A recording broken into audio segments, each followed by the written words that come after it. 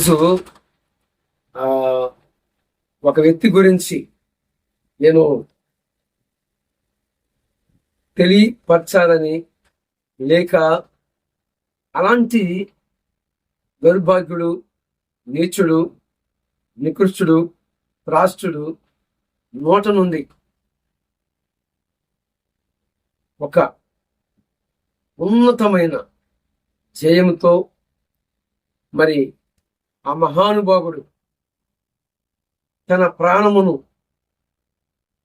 దేశము కోసం బలిగా అర్పించిన ఆ మహనీయుని యొక్క పేరుని నేను తెలియజేయబోతున్న ఇలాంటి దౌర్భాగ్యుడు, నీచుడు నోట వచ్చిందని బాధ కలుగుతుంది. నేను ముందు చెప్పినట్లుగా ఈ దౌర్భాగ్యుడు, ఈ త్రాష్టుడు, నీచుడు నోట నుండి దేశము కోసం, దేశ ప్రజలు క్షేమంగా ఉండాలని తన ప్రాణమును బలిగా అర్పించిన ఆయన పేరును కూడా నోట ఉచ్చరింపటానికి ఈ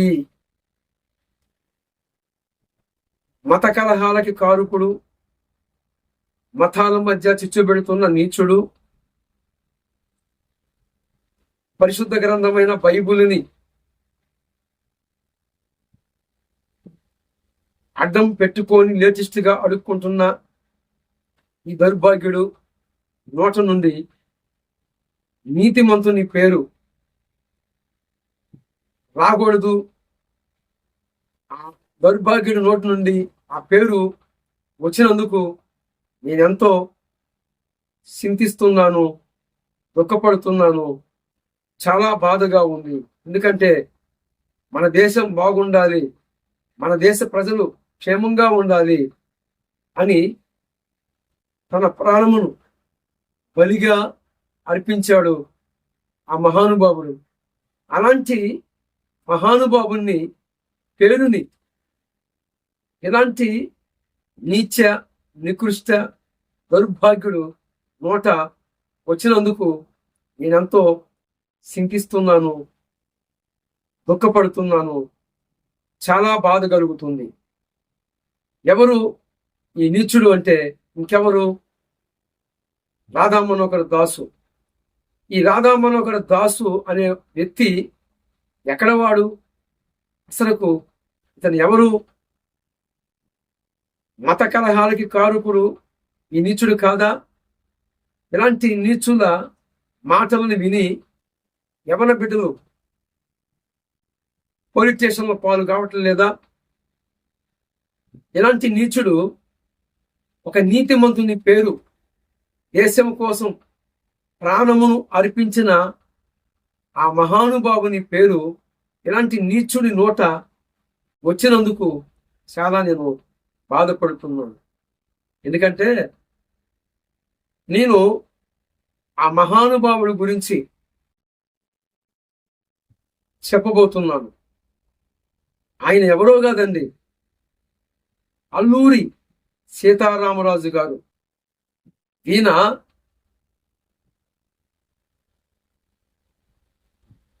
తన ప్రాణమును బలిగా అర్పించబడాడు, తన ప్రాణముతో సహా బలిదానం చేశాడు.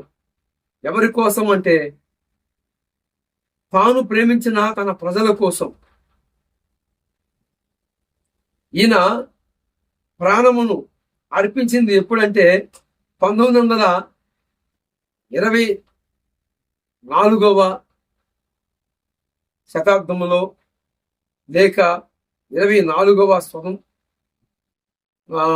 సంవత్సరములో మే నెల 7వ తేదీన బ్రిటిష్ వారి చేతుల్లో, బ్రిటిష్ అధికారుల చేతుల్లో ఆయన ప్రాణము బ్రిటిష్ అధికారులు చుట్టుముట్టి పలు విధాలుగా పలుమారులు వారికి కనపడకుండా తిరిగి మరి నా దేశం బాగుండాలి, నా దేశ ప్రజలు బాగుండాలి అని ఆయన పలుమారులు వారికి దొరకకుండా తిరిగి ఆఖరికి బ్రిటిష్ అధికారులు ప్లాన్ చేసి కొన్ని వందల మంది చుట్టుముట్టి ఆఖరికి ఒక నీతిమంతుడు లేక ఆయన ప్రాణమును అపహరించారని చెప్పాలి. అలాంటి నీతిమంతుడు పేరుని నోటిలో ఉచ్చరించడానికి కూడా అర్హుడు కాదు. ఎవరు? ఈ దౌర్భాగ్యుడు, ఈ నీచుడు, నికృష్టుడు రాధామనోహర్ దాసు. ఇతను అడుగుతాడు, ఒక తెలియని వ్యక్తని లేక ఒక పాస్టర్ గారిని, ఆయనకి అంతవరకే తెలుసు పాపం. ఏమని అడుగుతాడంటే ఈ నీచుడు, ఎవరు? ఈ రాధామనోహర్ దాసు మరి